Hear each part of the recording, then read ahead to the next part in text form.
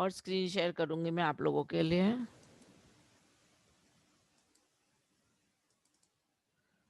Screen आप लोगों को दिख रही है?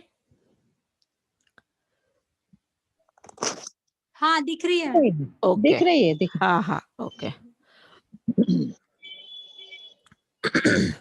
मोक्ष मार्गस्य नेतारम भेतारम कर्म भूव्रताम ज्ञातारम विश्व तत्वानाम वंदे तद्गुण लब्धे वंदे तद्गुण लब्धे वंदे तद्गुण लब्धे। ठीक है, हम तत्वार्थ सूत्र आचार्य उमा स्वामी जी के द्वारा रचित उसका तीसरा अध्याय कर रहे हैं, जैन ज्योग्राफी का। ठीक है, उसके बारे में हमने उस दिन 28-29 सूत्र पढ़ लिए थे, 27-28 सूत्र पढ़े थे। अब मैं सूत्र तो वो रिवीजन नहीं करेंगे, नहीं तो फिर आगे के सूत्र नहीं हो पाएंगे।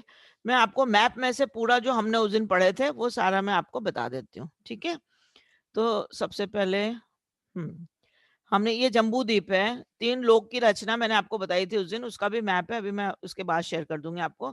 3 लोक की रचना में नीचे हमने पहले पढ़ा था ऊर्ध्वलोक, सबसे पहले ऊपर ऊर्ध्वलोक, बीच में मध्यलोक और नीचे अधोलोक। नीचे अधोलोक में हमने 7 नरकों के बारे में जाना था, धम्मा वंशा मेघा अंजना अरिष्टा मगवा माघवी करके ऐसे 7 नरक है, उसमें 7 पृथ्वियां हैं नीचे। और जो पहली पृथ्वी है चित्रा पृथ्वी, उसके 3 भाग मैंने आपको बताए थे, है ना, खर भाग, पंख भाग और अबहुल भाग। तो खर भाग और पंख भाग में जो पहले 2 भाग हैं उसमें भवनवासी और वंतरवासी देव रहते हैं, और जो अबहुल भाग है नीचे का, उससे नीचे नरक चालू हो जाता है। ठीक है, 7 नरक एक दूसरे के नीचे एक नीचे नीचे हैं, स्टेप बाय स्टेप। और उसमें जो नारकी रहते हैं वो बिलों में रहते हैं, जैसे चूहे वगैरह बिल में रहते हैं ना, तो ऐसे उनके भी नारकी भी अंदर अंदर अंदर अंदर पुलखर होते हैं और उसको बिल कहते हैं। और उसमें 84 लाख टोटल बिल होते हैं ऊपर से नीचे तक 7 नरक में। ठीक है, और हम उसके बाद आगे का चल देंगे। अब जम्बू द्वीप का फिर मैंने आपको बताया था, बहुत दुख होते हैं वहां पे, काफी कष्ट होते हैं नरकों में। वहां इतनी ठंडी पड़ती है कि मतलब लोहा पिघल जाए, इतनी गर्मी पड़ती है कि लोहा पिघल जाए, इतनी ठंडी सुमेरु पर्वत में, जैसे पहाड़ पूरा पर्वतों का ना, ऐसे ठंडी बर्फ बर्फ होता है पूरा, ऐसे बहुत ठंडी पड़ती है। और खाने के लिए एक कण भी अनाज नहीं मिलता, एक बूंद पानी नहीं मिलता, ये सब हम छटाला में पढ़ चुके हैं। और बहुत आपस में असुर कुमार देव जो भवनवासी अंतरवासी वाले होते हैं वो आके नीचे लड़ाते भिड़ाते हैं उन लोगों को, और बहुत तकलीफ देते हैं। ठीक है, अब उसके बाद हमने फिर मध्यलोक में आ गए थे। हम मध्यलोक में हमने उस दिन पढ़ा था कि असंख्यात द्वीप समुद्र उसमें है, एक दूसरे को घेरे घेरे, और सेंटर में जो है वो जम्बू द्वीप है। ये आपको पिक्चर दिख रहा है, जैसे जम्बू द्वीप ये थाली के आकार का है, और इसके घेरे घेरे बाकी सारे द्वीप और समुद्र, एक द्वीप एक समुद्र, एक द्वीप एक समुद्र, ऐसे इसके आजू बाजू में चूड़ी के समान है। ठीक है, ये बीच का थाली है, और इसके आजू बाजू घेरे हुए लवण समुद्र है, फिर उसको घेरे हुए घात की खंड है, फिर उसको घेरे हुए कालोदधी समुद्र है, फिर उसको घेरे हुए पुष्कर द्वीप है। अभी मैं इसको आपको अढ़ाई द्वीप का भी पिक्चर दिखाऊंगी, उसमें आपको अढ़ाई द्वीप में पूरा समझ में आ जाएगा। ठीक है, तो फिर हम चलते हैं अब जम्बू द्वीप के लिए। जम्बू द्वीप कहाँ पर है, मैंने आपको बताया मध्यलोक के बीच में, सेंटर में। ठीक है, और वो कितना है, 1 लाख योजन का। कितना बड़ा है जम्बू द्वीप, 1 लाख योजन। और जम्बू द्वीप जो है ये 7 क्षेत्रों में विभाजित किया हुआ है, जैसे हमारे घर में कमरे विभाजित होते हैं ना, ऐसे ये जम्बू द्वीप जो है वो क्षेत्रों में विभाजित किया हुआ है। ये इसके क्षेत्र हैं। सबसे पहले नीचे आप देख रहे हैं भरत क्षेत्र लिखा हुआ है, ग्रीन वाला है, इसमें मेरा एरो है जहां आप देखिए, एरो में भरत क्षेत्र है नीचे। एरो के बाद भरत क्षेत्र के बाद में यहाँ हिमवन पर्वत है, ये हिमवन पर्वत से ये डिवाइड किया हुआ। दूसरा क्षेत्र हिमवत क्षेत्र है, पर्वत से डिवाइडेशन है, पर्वत है बीच में हिमवन। फिर हिमवन क्षेत्र, हिमवत क्षेत्र है, हिमवत क्षेत्र के बाद फिर एक महाहिमवन पर्वत है, उसके बाद हरि क्षेत्र है, हरि क्षेत्र के बाद फिर एक निषद पर्वत है, निषद क्षेत्र के बाद में, निषद पर्वत के बाद फिर विदेह क्षेत्र येलो कलर में जिसमें नगरियां दिख रही हैं आपको 32, बीच में सीता सितोदा नदी भी है। और फिर नील पर्वत आ जाता है, नील पर्वत से डिवाइड हो रहा है ये रम्यक क्षेत्र। रम्यक क्षेत्र के बाद में ये रुक्मी पर्वत आ गया, रुक्मी पर्वत के कारण ये हिरण्यवत क्षेत्र डिवाइड हो गया। और फिर हिरण्यवत क्षेत्र के बाद शिखरी पर्वत है, शिखरी पर्वत के बाद में ऐरावत क्षेत्र है, ये ऊपर आपको दिख रहा होगा ऐरावत क्षेत्र। ठीक है, तो ये 7 क्षेत्र हैं। ये 7 क्षेत्र 6 पर्वतों से डिवाइडेड हैं। 7 क्षेत्र कौन से हो गए, भरत क्षेत्र, हेमवत क्षेत्र, हरि क्षेत्र, विदेह क्षेत्र, रम्यक क्षेत्र, हिरण्यवत क्षेत्र और ऐरावत क्षेत्र। ठीक है, ये सातों क्षेत्र 6 पर्वतों से डिवाइडेड है। कौन से 6 पर्वत, हिमवन, महाहिमवन, निषद, नील, रुक्मी, शिखरणी, ठीक है, ये 6 पर्वतों से ये सातों क्षेत्र डिवाइड हो गए। जैसे हमारे घर में दीवार होती है ना, वैसे ये पर्वत का शेप और साइज भी दीवार जैसा ही है। पर्वत चोटी के जैसा नहीं, जैसे हिमालय पर्वत कैसे चोटी वाले वैसे पर्वत नहीं है। ये कैसे पर्वत है, दीवारों के टाइप में ही पर्वत है। एक जैसी लंबाई चौड़ाई और प्लेटफॉर्म टाइप है, ठीक है। और इसके जो पार्श्व भाग है, पार्श्व भाग मतलब कॉर्नर्स, एंडिंग वाले जो भाग हैं, दोनों तरफ से समुद्र में जुड़े हुए हैं, मतलब समुद्र में नीचे टच करते हैं। इसके आजू बाजू घिरे हुए लवण समुद्र है जम्बूद्वीप के पास में, तो उसको घेरे हुए टच करते हुए नीचे। और जो पार्श्व भाग है, मतलब ये कॉर्नर्स हैं, उसमें मणियां लगी हुई हैं पर्वतों के कॉर्नर में, दोनों कॉर्नर्स में, इस साइड भी मणियां और इस साइड भी मणियां। और पूरा बाकी प्लेटफॉर्म दीवार है, ऐसे सिंगल, जैसे दीवार होती है हमारी वैसे पर्वत है वो। और जो पहला वाला पर्वत है हिमवन पर्वत, वो सोने के रंग का है। कौन से रंग का है हिमवन? सोने के रंग का। सारा सूत्र में पूरा है, हमने पढ़ा था उस दिन, मैंने आपको बताया था। हिमवन वाला, हेम अर्जुन तपनी वैडूर रजत मणि है ना, तो हेम मतलब स्वर्ण के समान है पहला वाला हिमवन पर्वत। फिर अर्जुन मतलब चांदी के समान है दूसरा वाला, वहां हिमवन पर्वत चांदी के समान है। निषद पर्वत जो है वो तपाए हुए स्वर्ण के समान है। उसके बाद में जो नील पर्वत है, वो वैडूर्य मणि, जो नील होता है ना जैसे मोर पंख वाला कलर, उस टाइप का नील वर्ण है, नील वैडूर्य मणि वाला नील कलर। और जो फिर ये रुक्मी आ जाता है, ये चांदी के वर्ण का है। और जो शिखरी है ये सोने का वर्ण है। जो ऊपर और नीचे है, जो विदय क्षेत्र के नीचे वाला एरिया है, दिस इज कॉल्ड दक्षिण क्षेत्र, इसको दक्षिण वाला कहते हैं। तो ये दक्षिण की जितनी भी रचनाएं हैं, जितने भी क्षेत्र हैं, जितने भी पर्वत हैं, इसी के समान सेम टू सेम पूरा उत्तर उत्तर दक्षिण तुल्य, मतलब सेम है। जैसे आपने ऐरावत क्षेत्र है जितना बड़ा, उतना ही बड़ा भरत क्षेत्र है। ये भरत क्षेत्र का विस्तार उस दिन बताया था आपको, 526 6/19 है। तो यही जितना भरत क्षेत्र है 526 6/19, उतना ही ऐरावत क्षेत्र है। इससे दूना जो क्षेत्र है, ये भरत क्षेत्र से दूना है हिमवन पर्वत। हिमवन पर्वत से दूना है हेमवत क्षेत्र। हेमवत क्षेत्र से दूना है महाहिमवन पर्वत। और महाहिमवन से दूना है हरि क्षेत्र। ठीक है, तो ये दूना दूना यहाँ तक के ही आएगा, बस निषद पर्वत तक के।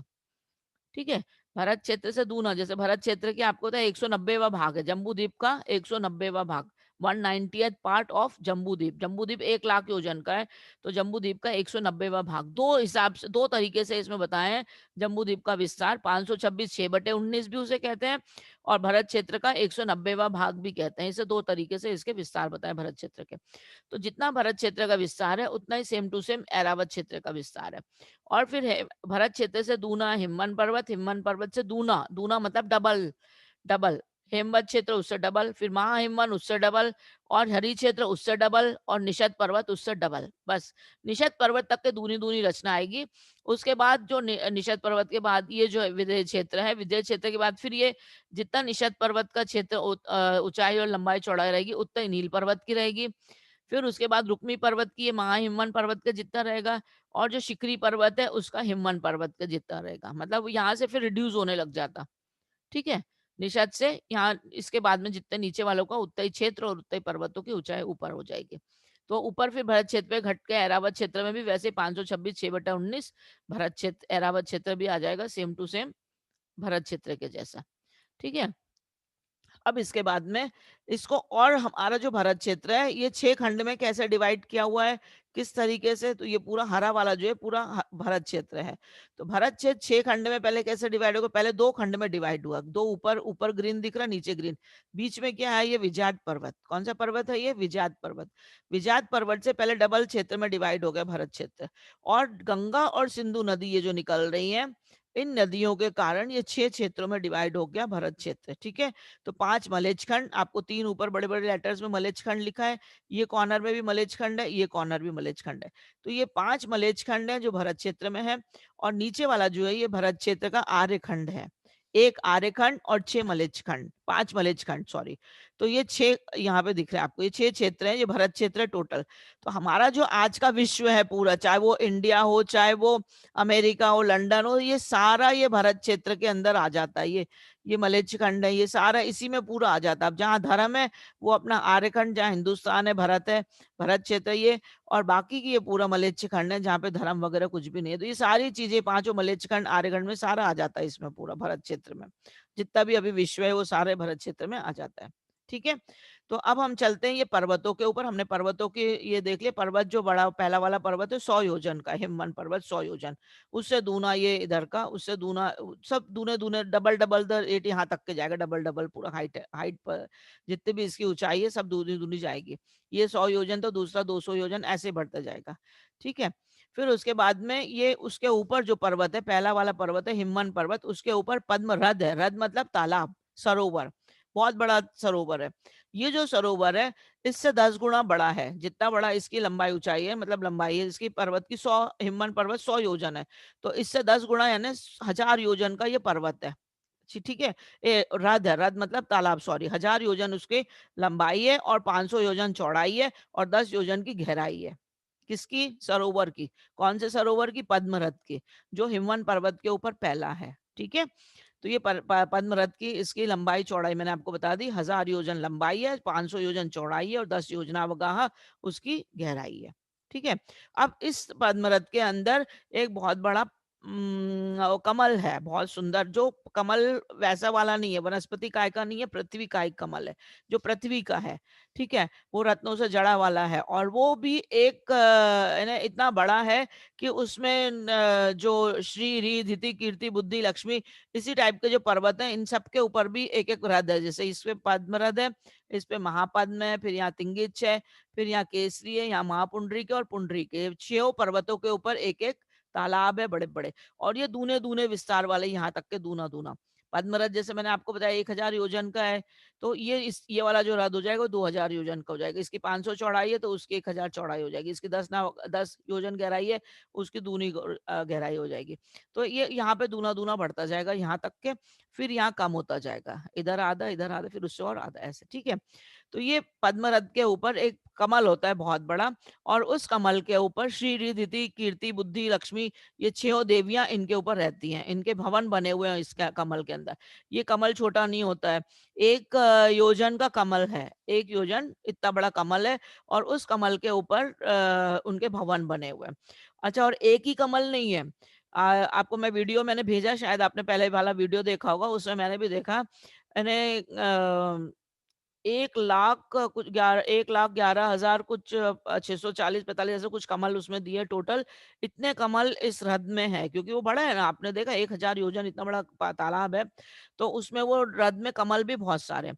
और उसमें भी चारों चारों दिशाओं में सामानिक और पारिषद जाति के जो देव हैं, वो भी उसमें रहते हैं अपने अपने परिकरों के साथ, अपने अपने परिवार के साथ में वहां पर वो रहते हैं उन कमलों के अंदर, उनके भी भवन बने हुए होते हैं।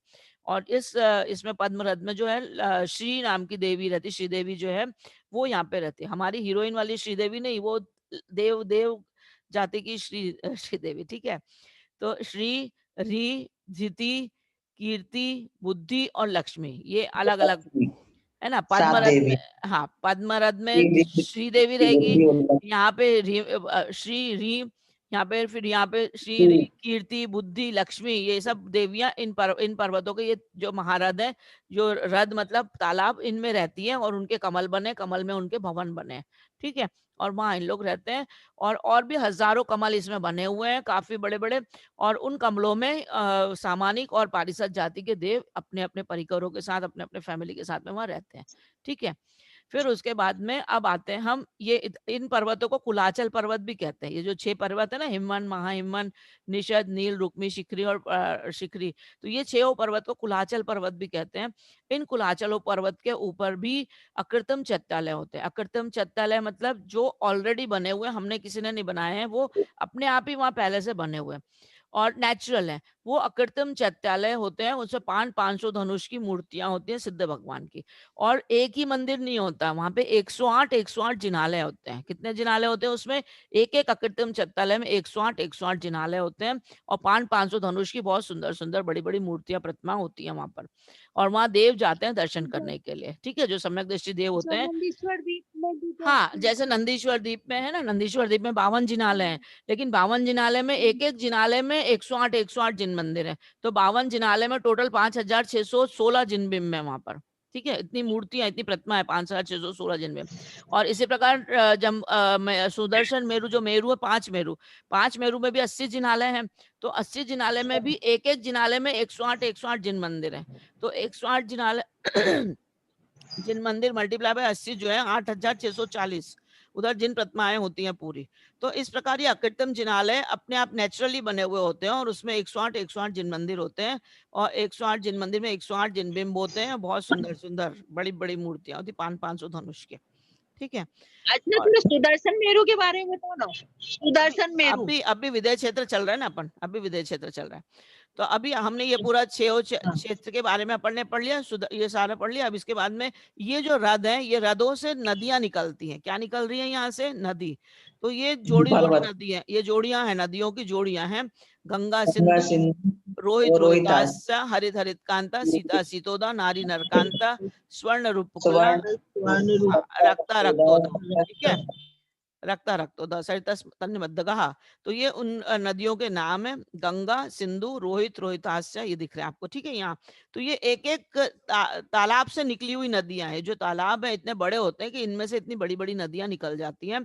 और ये जो पहला वाला हृद है, इससे 3 नदियां निकली है। कितनी निकली है? 3।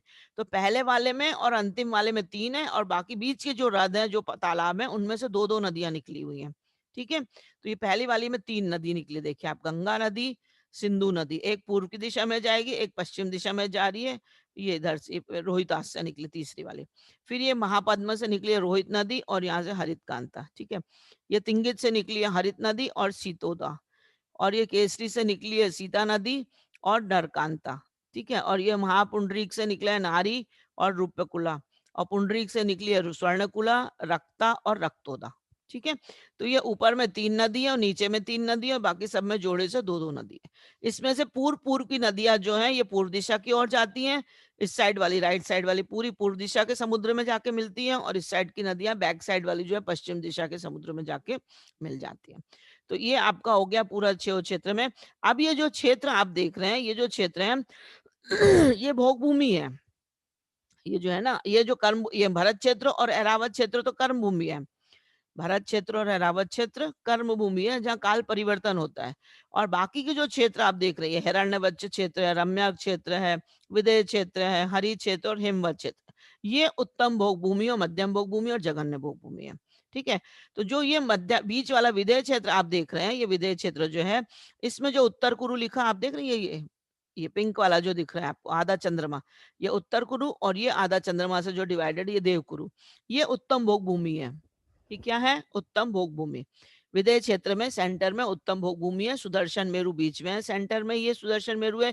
1,40,000 योजन का लंबा सुदर्शन मेरु पर्वत है, जिसमें 4 फ्लोर होते हैं। चारों कॉर्नर पे इसमें एक एक जिनालय होते हैं। एक एक जिनालय में 108 जिनबिंब प्रतिमाएं होती हैं। ठीक है। चारों कॉर्नर, बीच में होता है सुदर्शन मेरु, नाभि के समान, जम्बू द्वीप के अंदर। ठीक है। ये सुदर्शन मेरु। और सुदर्शन मेरु की ऊंचाई होती है 1,40,000 योजन की, उसकी चूलिका होती है, और 1,000 योजन नीचे, फिट नीचे जमीन के अंदर होता है ना। और उसके बाद यहाँ पर ये जो दिख रहा है आपको, ये जो उत्तर कुरु, ये उत्तम भोग भूमि आते हैं। उत्तर कुरु देव कुरु क्या है? उत्तम भोग भूमि। और ये जो आपको चंद्रमा दिख रहा है, आधा चंद्रमा, ये गजदंत पर्वत है। गजदंत पर्वत यानी हाथी के दांत होते हैं ना, गज यानी हाथी, तो गजदंत पर्वत इसको कहते हैं। ये जो आधा चंद्रमा आपको दिख रहा है, ये गजदंत पर्वत है। ये ये गजदंत पर्वत है ये। ठीक है। ये आधा चंद्रमा। तो ये गजदंत पर्वत के ऊपर भी 4 अकृत्रिम जिनालय होते हैं चारों कॉर्नर में, और 4 अकृत्रिम जिनालय में 108 जिनबिंब होते हैं। ठीक है। अब जो विदेह क्षेत्र है, विदेह क्षेत्र ये सीता नदी से और सीतोदा नदी से 4 पार्ट में डिवाइड हो गया। आप देख रहे हैं ऊपर, ये 8 नगरियां, इधर 8 नगरी, इधर 8 नगरी और इधर 8 नगरी। तो ये ऊपर नीचे उत्तर दक्षिण, ठीक है, ये पूरब और ये पश्चिम में, ऊपर नीचे ऊपर नीचे। तो ये यहाँ पे 8-8 नगरी एक एक कॉर्नर में है। तो ये टोटल 32 नगरियां होती है विदेह क्षेत्र में। कितनी नगरियां हैं ये? 32 नगरियां। और जैसे ये एक एक नगरी है ना, इसकी जो रचना है सेम टू सेम हमारे भरत क्षेत्र के जैसा है। एक एक भरत क्षेत्र जैसा है ना, ऐसे ये 32 भरत क्षेत्र की जैसी रचनाएं इसमें है।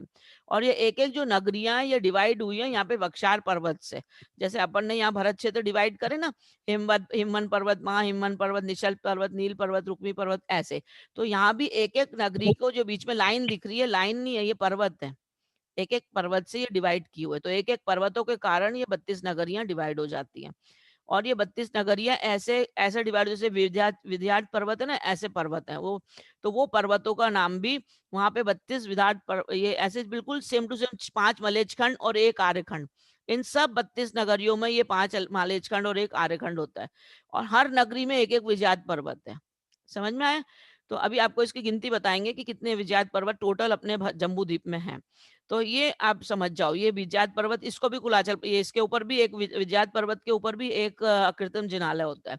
तो ये 32 विजात पर्वत है, इनके ऊपर भी 32 अकृत्रिम जिनालय होंगे। समझ में आई? और वहां पे भी ऐसे गंगा सिंधु नदियां हैं, ये ऐसे इस टाइप से सेम ऐसे डिवाइड किया हुआ ये क्षेत्र पूरा। तो जितने 32 इधर दिख रहे हैं ना, तो ये एक विजात अपने यहाँ भरत क्षेत्र में, एक विजात पर्वत यहाँ एरावत क्षेत्र में आपको दिख रहा है। ये दिख रहा है विजात पर्वत यहाँ पे। ठीक ऐसे ही विजात पर्वत 32 नगरियों में 32 विजात पर्वत है, और 32 विजात पर्वत के ऊपर 32 अकृत्रिम जिनालय चैत्यालय है। ठीक है, तो अब ये विजात पर्वत हो गए। अब हम आपको अकृत्रिम जिनालय चैत्यालय का हम टोटल इसमें देख लो आप लोग कितने अकृत्रिम जिनालय अभी हमने पढ़ लिए इसमें से। जो जम्बू द्वीप में टोटल 78 अकृत्रिम जिनालय हैं। ठीक है, अब आप गिनती लगाते जाना, अपन टोटल गिनना, आपको 10 मिनट लास्ट के बच्चे आपके उस सूत्र फिर रह गया। मैं सूत्र पढ़ दूं इसमें से? मैंने आपको बता तो पूरा दिया है ना, सूत्र पहले पढ़ देती हूँ ताकि आपका रह ना जाए। ठीक है, लास्ट के 10 मिनट बच्चे आपके सूत्र रह जाएंगे नहीं तो।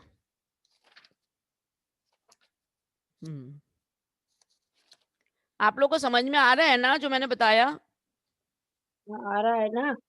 जी मैम। आया ना? नहीं, खूब अच्छे से नहीं आया अर्चना, सूत्र हम भी बहुत समझना पड़ेगा। हाँ, वो फर्स्ट टाइम में एकदम नहीं होगा ना, वो आप लोग बार बार डिटेल हाँ, से देखोगे ना। मैं आपको एक फर्स्ट टाइम है। हाँ, मैं आपको वीडियो भी शेयर करूंगी, एक वीडियो लिंक, तो फिर आपको उसमें दिखाई देगा। या अपनी वॉइस, हाँ मैम ये कर दीजिएगा। हाँ, तो मैं एक आपको दो बार वीडियो अपना शेयर करूंगी। सूत्र हम लोग पढ़ लेंगे, आपको बता।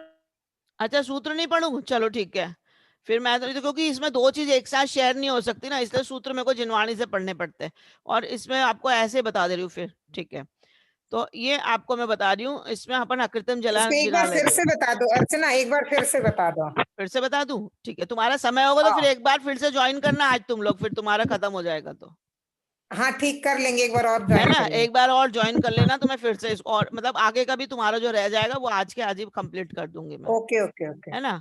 तो ये देख लो एक बार, हमने ये जम्बूद्वीप है, जम्बूद्वीप 1,00,000 योजन का हमने पढ़ा। ठीक है, इतना समझा, जम्बूद्वीप 1,00,000 योजन। अब जम्बूद्वीप में 7 क्षेत्र हैं। कौन से 7 क्षेत्र हैं? भरत क्षेत्र, हेमवत क्षेत्र, हरि क्षेत्र, विदेह क्षेत्र, रम्यक क्षेत्र, और हिरण्यवत क्षेत्र और ऐरावत क्षेत्र। ठीक है, ये 7 क्षेत्र हैं।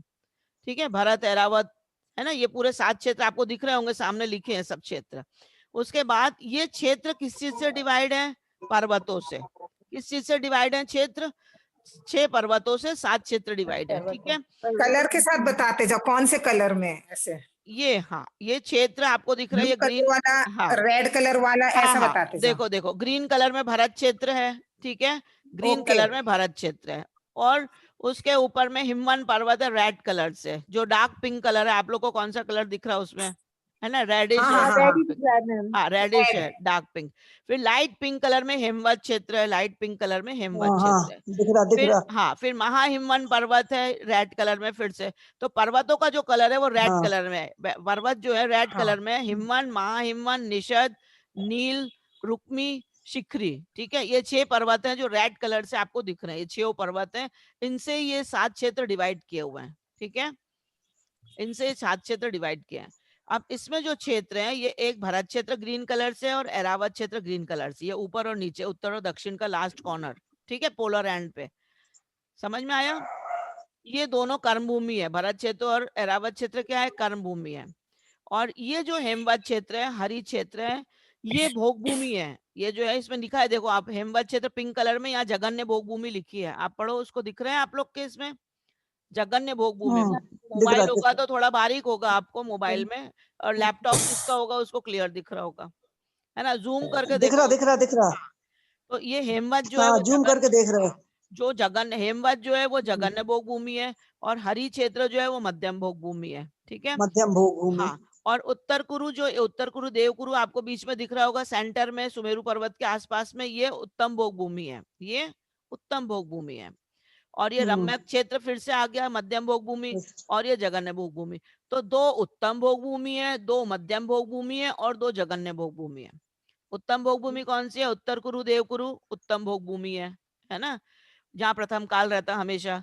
ये मध्यम भोग भूमि है, रम्यक क्षेत्र और हरि क्षेत्र जो है ये मध्यम भोग भूमि है 2। और हेमवत क्षेत्र जो पिंक कलर के देखिए आप, पिंक कलर में, लाइट पिंक कलर, हेमवत क्षेत्र, और ये ऊपर का हिरण्यवत क्षेत्र, ये जघन्य भोग भूमि है। ठीक है, हाँ, तो ये 2 जघन्य भोग भूमि है, 2 मध्यम भोग भूमि है, और 2 उत्तम भोग भूमि है। ठीक है, बीच में सुदर्शन मेरु जो 1 लाख योजन है, 40 योजन की इसकी चूलिका होती है, 1000 योजन जमीन के नीचे होता है। 4 फ्लोर में इसके जिनालय होते हैं, 4 फ्लोर जैसे होता है ना, 4 प्लेटफॉर्म होते हैं, तो 4 अलग अलग घेरे घेरे हैं, मंदिर है, जिनालय चारों दिशाओं में, 4 अकृत्रिम जिनालय है। उन अकृत्रिम जिनालों में 108 जिन मंदिर है। ठीक है, अब हम 108 जिन मंदिर है, हाँ, अब हम जिन बिंब 108 जिन बिंब है 108 जिन मंदिरों में। तो अब हम इनके जिन मंदिरों की बातें चले, कितने जिन मंदिर में अपने इसमें 78 जिन बिंब है। कहाँ पे? 78 अकृत्रिम जिनालय अपने जम्बू द्वीप में। उन 78 जिन बिंब के बारे में हम जानेंगे कहाँ कहाँ है। तो आप सबसे पहले हम बीच के विदेह क्षेत्र के ले लेते हैं, क्योंकि सबसे ज्यादा जिन मंदिर है विदेह क्षेत्र के अंदर ही। कितने हैं? सुदर्शन मेरु आप गिन लो, सुदर्शन मेरु में कितने जिन मंदिर है? 16। कितने अकृत्रिम चित्रालय है? चारों दिशाओं में 4 है ना, और 4 मंजिल है, तो 16 अकृत्रिम जिनालय है। एक मेरु में 16 है ना, तो 5 मेरु में कितने हो गए? 80। 16 पंचे 90। 80 आंटी, 80 जिनालय 85 बोलते हैं ना, हाँ 80 जिनालय कहते हैं, 80 जिनालय। हाँ, पंच मेरु के, हाँ, तो ये सुदर्शन मेरु में 16 है, एक बीच में 16। ठीक है, फिर 4 ये गजदंत में जिन मंदिर अकृत्रिम जिनालय, 4 गजदंत में, तो कितने हो गए? 16 और 4 20। ठीक है, 16 सुदर्शन मेरु के, 4 गजदंत पर्वत के, तो कितने हो गए? ये 20 है ना। अब 20 के बाद में मैंने आपको बताया था, जैसे ये विजात पर्वत यहाँ पे भरत क्षेत्र में है, ठीक ऐसे 32 विजात पर्वत एक एक नगरी में है। ये एक एक नगरी, जितनी 32 नगरियां है ना, इसमें 32 विजात पर्वत है। तो टोटल 32 विजात पर्वत के ऊपर एक एक अकृत्रिम जिनालय है। तो अकृत्रिम जिनालय कितने हो गए फिर? 32। ये वाले और गिनो, अभी 20 गिने थे अपने, 20 और 32 कितने हो गए? 52। कितने हो गए? 52 हो गए। हाँ, और ये जो लाइन है, ये जो लाइन दिख रही है आपको, ये वक्षार पर्वत है। ये कौन से पर्वत है? वक्षार पर्वत है। कितने पर्वत है? वक्षार। तो ये वक्षार पर्वत होते हैं, ये 16 वक्षार पर्वत है ऐसे। तो 16 वक्षार पर्वत के गिन लो आप। 52 और 16 कितने हो गए? 52 और 16 हो, गिनो, 52 और 16, 52 और 16 कितने हो गए? 60 68 68 हो गए। 68 हाँ, 68 हो गए। अब 68 के साथ चलो आप, ये उत्तर कुरु देव कुरु जो है, यहाँ पे एक जम्बू और शालमली वृक्ष होता है, जैसे जिसके नाम से जम्बू द्वीप बना है ना, नाम है जम्बू द्वीप। वो जम्बू द्वीप के ऊपर भी एक अकृत्रिम जिनालय होता है, उसके ऊपर भी 108 जिनबिंब होते हैं। तो जम्बू और शालमली 2, तो कितने हो गए अब टोटल? 70। तो ये विदेह क्षेत्र में टोटल 70 अकृत्रिम जिनालय है विदेह क्षेत्र में।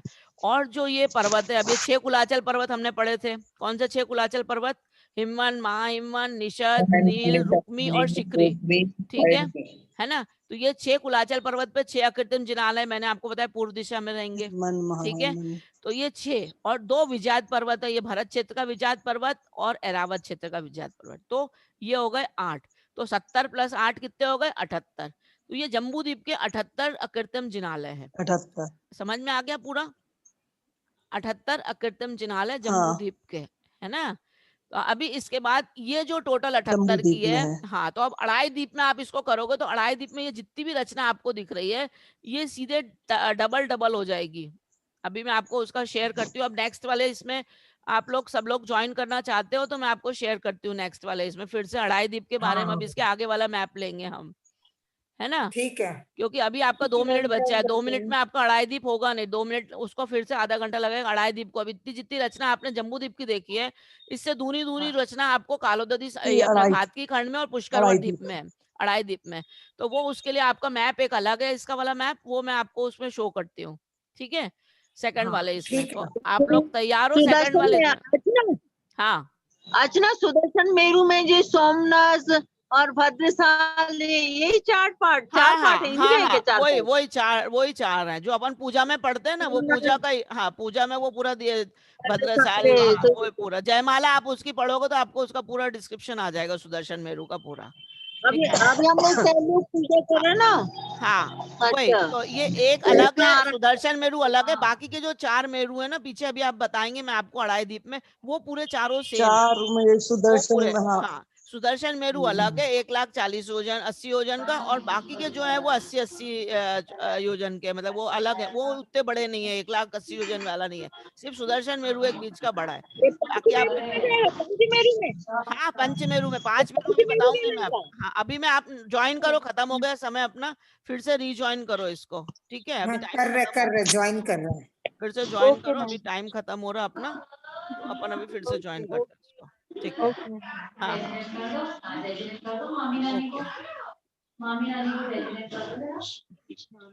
समझ में आ रहे हैं ना आप लोगों को, बहुत हाँ। अच्छे से। है ना? हाँ तो अभी अगर जिसको नहीं समझ रहा, अभी दूसरे वाले फिर से आप ज्वाइन करो, तो अभी अढ़ाई दीप का नक्शा लगाऊंगी मैं, तो आपको अढ़ाई दीप में और अच्छे से समझा देते हैं, ठीक है? ये ज्वाइन करने में वैसे ही करना ना। हाँ सेम, बस जैसे आपको वही वही आईडी वही आपको उसी के ऊपर क्लिक करना है, डबल से आप ज्वाइन हो जाओगे। मेरे को थोड़ा टाइम इसमें लगेगा, ये कन्वर्ट होगा, इसलिए मैं अभी बस ज्वाइन करती हूँ, ठीक है?